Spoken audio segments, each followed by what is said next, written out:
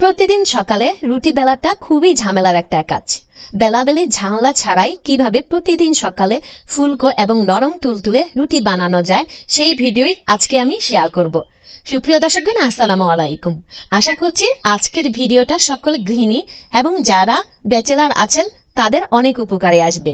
ভিডিওটা যদি সামান্যটুকু আপনাদের উপকারে আসে তাহলে প্লিজ ভিডিওটা আপনারা আপনাদের ফ্যামিলি ফ্রেন্ডদের সাথে শেয়ার করে দিবেন। প্রথমে আমি চেপে চেপে উঁচু করে 1 কাপ আটা নিয়েছি। আপনারা আটার পরিবর্তে এখানে ময়দা ব্যবহার করতে পারবেন। এবার দিয়ে দিলাম আমি 1/4 চা চামচ লবণটা আপনারা চেক করে টেস্ট অনুযায়ী দিয়ে দিবেন। আর দিয়ে দেবো এখানে আমি একেবারে রুম টেম্পারেচারে থাকা নর্মাল 1 কাপ পানি। পানিটা দিয়ে হুইক্সের সাহায্যে আমি খুব ভালোভাবে মিক্স করে নিব যেন কোনো লাম্পস না থাকে। এই রুটিগুলো বানানোর ক্ষেত্রে পানিটা একটু বুঝে শুনে দিতে হবে। যদি খুব বেশি পাতলা করে ফেলেন ডোটা তাহলে কিন্তু ফুলতে একটু সমস্যা হবে। আবার যদি খুব বেশি ঘন করে ফেলেন ডোটা সেক্ষেত্রেও কিন্তু ফুলতে একটু সমস্যা হবে। আমার 1 কাপ আটাতে 1 কাপ পানি আর 1/3 কাপ পানি লেগেছে। এখন আমি আরো 1/3 কাপ পানি দিয়ে দিব। আপনাদের কিন্তু পানির পরিমাণটা কম বেশি লাগতে পারে। প্রথমে আপনারা তৈরি করে নেবেন, নিয়ে একটি রুটি ভেজে নেবেন। যদি দেখেন যে বেশি পাতলা হয়ে গেছে তাহলে একটু আটা মিক্স করে নেবেন। যদি দেখেন ঘন হয়ে গেছে তাহলে একটু পানি মিক্স করে নেবেন। প্রথম একটু সমস্যা হতেই পারে, দেখবেন যে দ্বিতীয়বার যখন বানাবেন তখন কিন্তু একেবারে পারফেক্টলি বানাতে পারবেন। এই যে দেখেন, আপনারা একটু ভালোভাবে লক্ষ্য করেন আমি ঘনত্বটা কিভাবে রেখেছি ডোটা। এবার প্যানটা আমি খুব ভালোভাবে গরম করে চুলা রাসটা একদম লো করে দিয়েছি। দিয়ে আমি টিস্যুতে সামান্য পরিমাণে একটু তেল নিয়ে ব্রাশ করে দিলাম। এটাও কিন্তু একটা টিপস, আপনারা যদি এখানে বেশি পরিমাণে তেল ব্রাশ করে দেন সেক্ষেত্রেও কিন্তু রুটিগুলো ফুলতে চাইবে না। এবার আমি পরিমাণ মতো ডো দিয়ে একটি চামচের সাহায্যে উপর থেকে আলতোভাবে একটু স্প্রেড করে দেবো। খেয়াল রাখবেন চামচটা কিন্তু খুব একটা দেবে দেবে দিবেন না, আলতোভাবে উপর থেকে দিবেন। আর এ পর্যায়ে কিন্তু এখনো আমার চুলা রাসটা লোতে আছে। যখন ডোটা স্প্রেড করা হয়ে যাবে এবার আমি চুলা রাসটা মিডিয়াম করে দিব। হাই হিটে ভাজতে লাগবে না, মিডিয়ামের থেকে একটু বাড়িয়ে দিব শুধু। আপনারা প্রতিটা রুটি মিডিয়াম থেকে হাই হিটে ভেজে নেবেন। এটা অবশ্যই ডিপেন্ড করে আপনাদের চুলার তাপমাত্রাটা কতটুকু। এবার আমি অপেক্ষা করব যতক্ষণ পর্যন্ত উপরের অংশটা হয়ে না আসে। এই যে দেখেন উপরের অংশটা কিন্তু কালার চেঞ্জ হয়ে গেছে আর একটু একটু ফুলে উঠেছে। আপনারা হয়তো বা দেখতে পাচ্ছেন। অবশ্যই উপর থেকে একটু একটু বাবলস যখন দেখা যাবে তখন আপনারা রুটিটা উল্টে দিবেন। এই যে দেখেন আমার কিন্তু অপর সাইডেও রুটিটা কিছুটা সেকা হয়ে গেছে। ঠিক এই পর্যায়ে উল্টে দিবেন, তাহলে কিন্তু আপনাদের রুটিটা ফুলবে। দেখা যায় আপনাদের পিছন সাইডটা হয়নি, একটু শুধু হয়েছে, ঠিক তখন যদি উল্টে দেন তাহলে কিন্তু রুটিটা অনেক দেরি করে ফুলবে।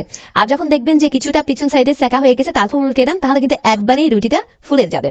আপনারা দেখতেই পাচ্ছেন আমি কিভাবে রুটিটা ভেজে নিচ্ছি। বিশ্বাস করেন প্রত্যেকটা রুটি আমার ফুলেছে। আমার ইচ্ছে ছিল প্রতিটা রুটি আপনাদেরকে দেখাবো, আসলে প্রতিটা রুটি দেখাতে গেলে ভিডিওটা অনেক বড় হয়ে যায়। এজন্য আমি তারপর 3-4টা রুটি আপনাদেরকে শর্টকাটে দেখিয়ে দিব যে কতটা ফুলেছে। মাশাআল্লাহ, প্রথম রুটিটা আমার হয়ে গেল। একই নিয়মে আমি পরের রুটিগুলো ভেজে নেব। এবার আবার আমি সেই টিস্যুতে যে তেল লাগানো আছে সেই টিস্যুটা দিয়ে কিন্তু মুছে নিচ্ছি। আমি কিন্তু এক্সট্রা কোনো তেল আর ব্যবহার করব না। আপনারা চেষ্টা করবেন যে একটু তেল চিটচিটে আপনাদের বাসায় যদি কোনো প্যান থাকে সেটাতে ভাজার জন্য।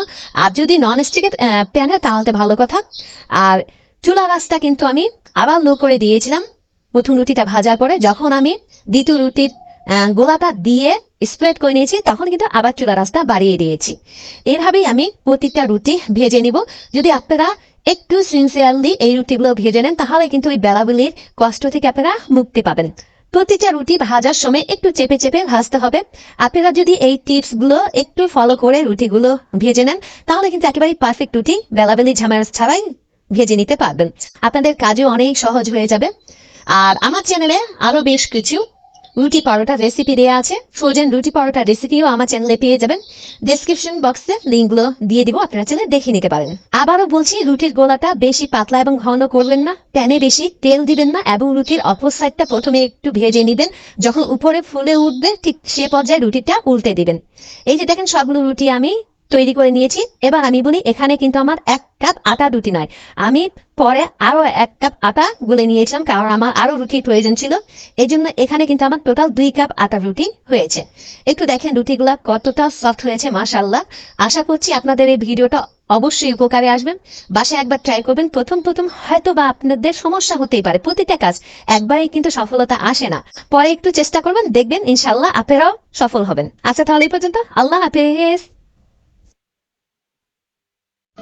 Thank you for watching. For more updates, subscribe our channel. Like, comment and share. Thank you.